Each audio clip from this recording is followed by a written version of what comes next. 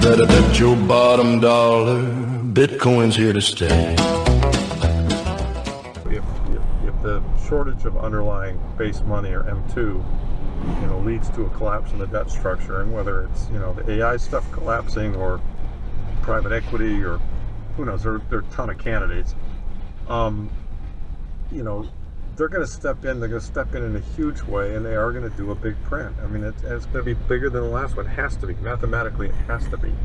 And at that point in time, I mean, what do they say? Like, once is an accident, maybe two is a coincidence. The third time, it's kind of like, what the hell? I mean, 08, they printed a lot. 2020, they printed a lot. The next one, oh my God! I mean, it's going to be like, wake up, And so if and when that comes, and the high end of the power law, which I use as a model for modeling kind of Bitcoin price, I mean, we could easily go to 350 or something on this next run up. I mean, in my view, I'm not saying we will, I'm not saying it'll sustain itself there. It probably wouldn't. It would then correct back to 148 or something, or 160. If the patterns are kind of continues of a 50% correction. But the point is that, yeah, I think I agree with you. I mean, it's interesting, and I think somebody did a poll on X recently. Is this worse than the FTX price? Is it 15? And I think it kind of is, because none of us can explain it. I mean, in that one you could look at it and say, okay, I get it. FTX blew up. Everyone's down in crypto. Blah blah blah. Everyone just ran away. Fine, but here we are, and it seemed like we were doing so well. We had a couple of peaks up in the 100+ area, and then suddenly, like, without anything really negative happening to the protocol or inside the protocol world, it's just kind of like it just backed off, and it's kind of like, huh? What's going on? I think it goes to the other shiny object, the AI shiny object, and it also goes to, there's tourist money in all of these markets. There's gambling money in these markets. I mean, that's in a world where you're getting debased, everyone wants a quick buck and everyone wants to gamble, and so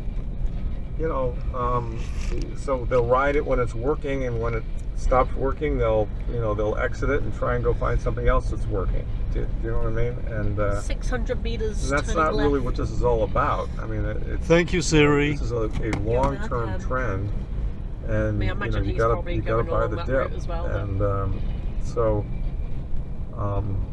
yeah, it's tough. But I mean, and Bitcoiners should take comfort in the fact that the other two forms of sound money are flat on their ass right now as well.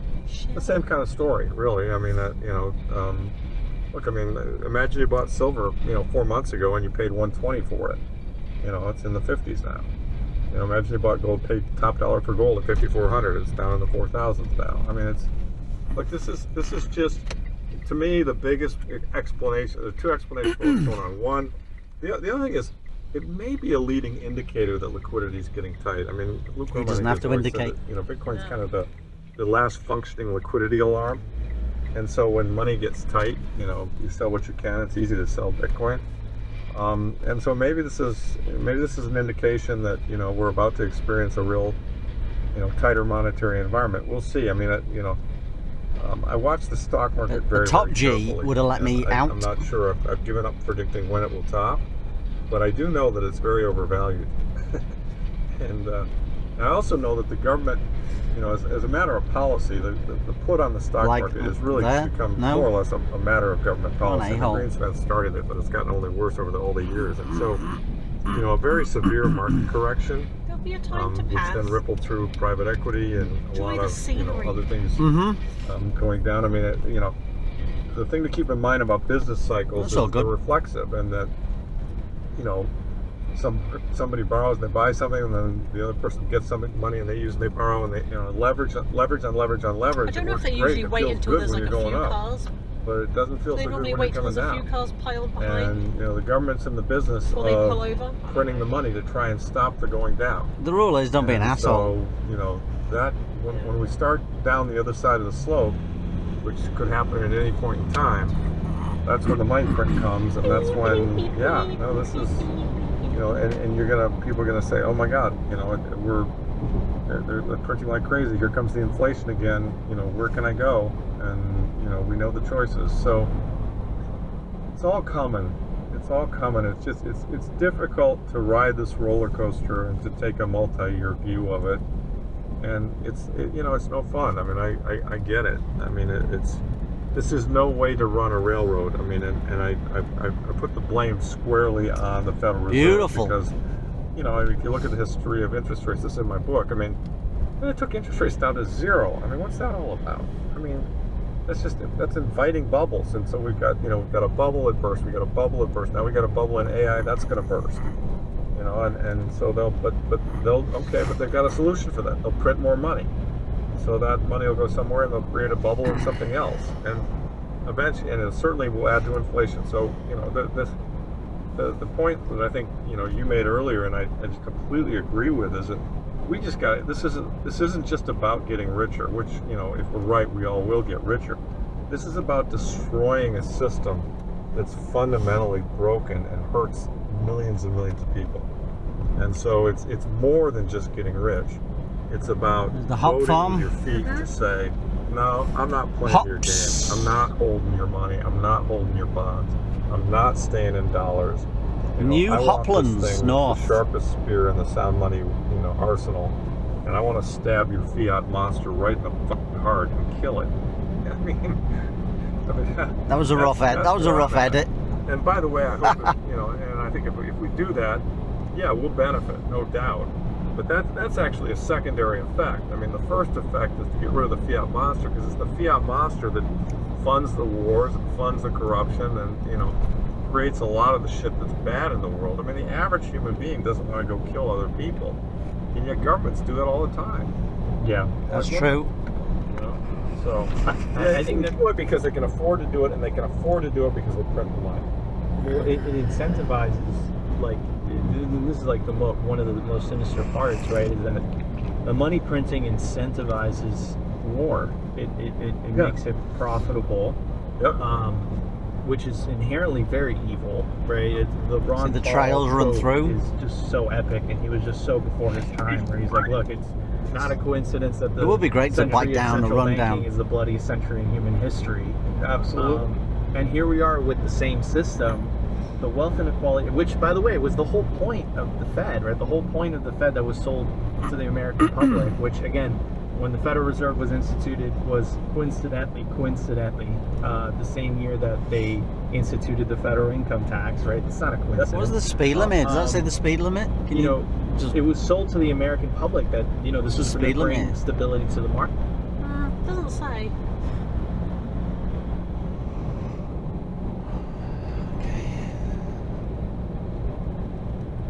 It was sold to the American public that this was going to bring stability to the markets, and reality is it really did the exact opposite. I would make the argument that the greatest bubble and the greatest depression in the history of mankind. Yeah. But we haven't been able to roll that back, right? No. People have not. No. There's not enough political will.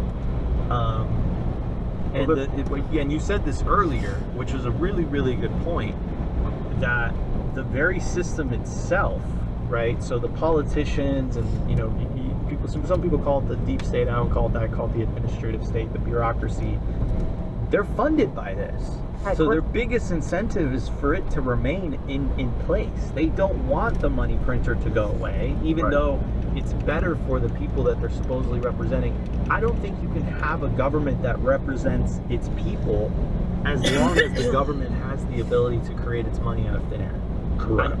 I don't think that's possible because the incentives are just not aligned. That's exactly right. So you kind of create this police state in order for that system That's Uncle Larry. to continue. Because more and more people come to the realization and say, hey, wait a second. And I think that's, in essence, you're describing this, Larry. You're basically saying this is the fourth trade. I think more and more people it might be are coming 80. to that realization that, wait a second, we're living in this democracy. We won World War II, right? We beat the bad guys. America! But what the hell is going on in society?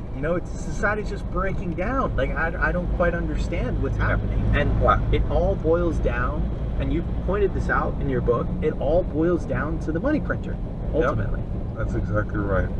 The big That's print. exactly right. I mean, The big print. It's why we've got corruption in politics. It's all of it. It all starts at the sound money is the problem. Lack of sound money is the problem, and it's tragic. And we've got to educate our fellow citizens about it.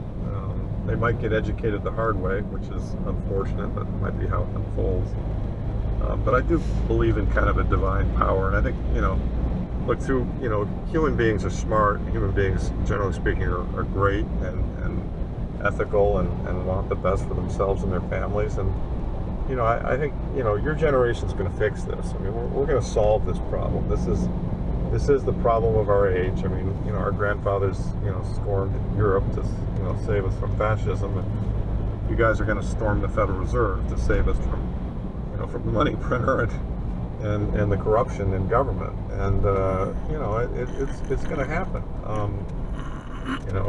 Because I mean, Bitcoiners will end up probably the richest people in the world, and they'll be in a position to, support candidates that understand the importance and fairness of sound money. Absolutely. So, that's where we're going, but it's years and arguably decades to get all the way there. I mean, hopefully we can I think we've already made a dent in it so far. I mean, it's this was a $1 asset that's now worth 60,000. So that's a pretty good start. But I really look forward to the next 10 years when it's worth 600,000 or $1 million or whatever, and that'll be a better start. And then I mean, it'll eventually get to the point where everyone says, well, of course I own Bitcoin. Why wouldn't you? Of course, you have to own Bitcoin. I mean, that's what you buy bonds, you have fiat currencies. Gosh, that doesn't make any sense. Everybody knows the government's going to keep printing from now until forever. It's stupid. And then when everybody, when we cross a quorum of the country that understands that whole thing will just collapse. That's the suddenly then all at once. Yep. I mean, that's the gradually then all at once. And so, but we're still in the early gradually stage. I agree. I agree. But it is. I think you hit the nail on the head there, Larry. It is ultimately a house of cards. Yeah. And once the realization, the veil gets, pulled away, I think it collapses very, very quickly. Anyways, Larry, it's been an honor to have you on the show. Guys, go check out Larry's book. It's absolutely incredible. I remember, I just give you a little bit of a backstory, ladies and gentlemen. I remember going up to Larry. It was Bitcoin 2024 when Trump was about to make his speech. And Larry and I were having a conversation on the floor. This is America. I'm thinking about writing this book. And I'm like, that's awesome. I want to hear more about it. And I kid you not, 3 months later, the entire book is written, which was incredibly fast. And it's a pretty big book. Yeah. So it's a fantastic. I was working on it at the time, but I didn't have it done yet. Yeah. It's a fantastic book. I highly recommend it. I'll put the link in the video. Yeah, it's on Amazon. I'll put the link in the video /podcast description. Larry, it's always an honor and a pleasure to have you on the show. I was mine. I mean, thank you so much for having me on your show. I know you've got a huge audience, and I really appreciate it. All I would say to everybody is chin up. We're going to win. We're in the right place. We're doing something that's not just going to be profitable for us. It's actually ethical and honorable. And you're speeding up for I mean, frankly, because we've got to get right up behind them. To zero, fine. I just no way I'm abandoning this movement, because I believe she's got to get home. The movement's she's more done than just about making money. The movement's about fixing the goddamn money, which is really broken and has ruined our world. Stop. So, I'm an evangelist about it. I think the book is evangelical, and if you feel the same way, I think that 10 years old. What's incumbent upon all of us, it's like if you see something that will make the world a better place, it's incumbent upon all of us to try and convince our neighbors, right? Because this is how good ideas spread. It's just kind of word of mouth, and so one at a time, we'll get more and more people. I mean, it's interesting. I was at a gentleman's 75th birthday party at a golf club on Cape Cod about a week ago. And I ran into this. I'll get you an application form. I was walking out.